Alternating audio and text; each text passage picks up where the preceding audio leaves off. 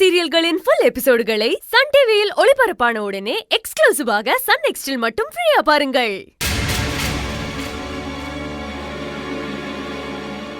இது பாரு, காசு கம்மியா இருக்குன்ற உண்மையை சொல்லிட்டா கூட என்னோட இயலாம மட்டும்தான் வெளியில தெரியும். ஆனா கையிலுக்கு தெரியாம பெரியப்பா கிட்ட பணம் வாங்கிட்டேன்னா கையிலுக்கு நான் பண்ற துரோகம் தான் எனக்கு தெரியும்.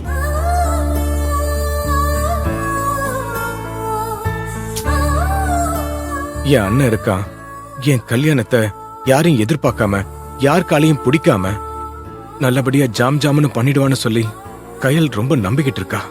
அத நானே பெரியப்பா கிட்ட பணம் வாங்கிட்டு கையில் நம்பிக்கை கொண்டுட கூடாது தானோ.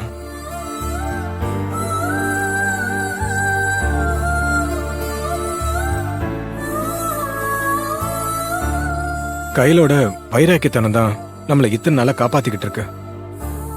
அப்படிப்பட்ட வைராக்கியத்துக்கு நானே ஒரு இழுக்கு ஏற்படுத்த கூடாதுன்னு நினைக்கிறேன். இது வரைக்கும் கையில் என்கிட்ட அண்ணா எனக்கு இது வேணும் அது வேணும்னு என்கிட்ட எதுவுமே கேட்டதே கிடையாது.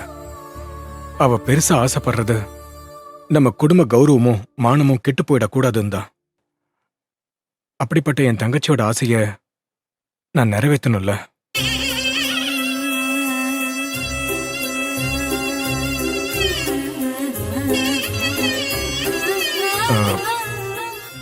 பெரியப்பா கிட்ட பணத்தை வாங்கிட்டு கையில தலைகுனிய வைக்கிறதுக்கு பதிலா என் கையில பணம் கம்மியா இருக்குன்னு சொல்லி நான் தலை குனிஞ்சிடறேனே, இதுல என்ன தப்பு இருக்கு சொல்லு?